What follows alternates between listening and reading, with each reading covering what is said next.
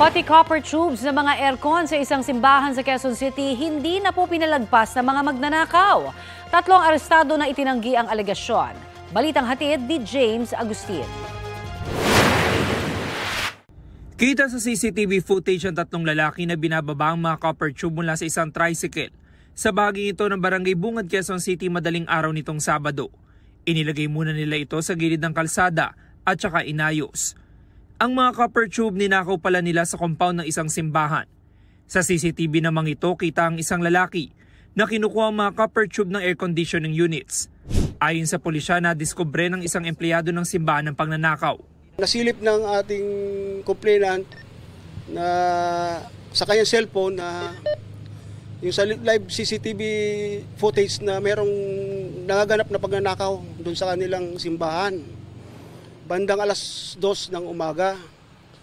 Kaya tumawag po sila sa ating PNP hotline, 911. Kaya agad-agad po nakapag-responde ang ating kapulisan. Sa manhunt operation ng pulisya na aresto ang 3 sospek.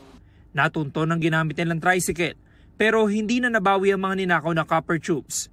Inaalam pa raw ng pulisya kung may grupong kinabibilangan ng mga sospek na ganito ang modus. Itong mga suspect, mayroong mga previous cases ng robbery, robbery akyat bahay, as violation ng 10591, yung barel.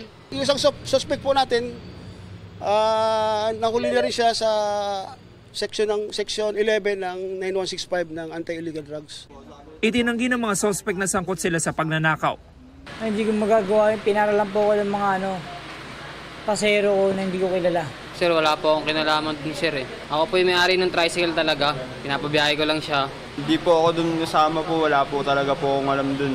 Nasampa na ang mga sospek ng reklamong robbery. James Agustin, nagbabalita para sa GMA Integrated News.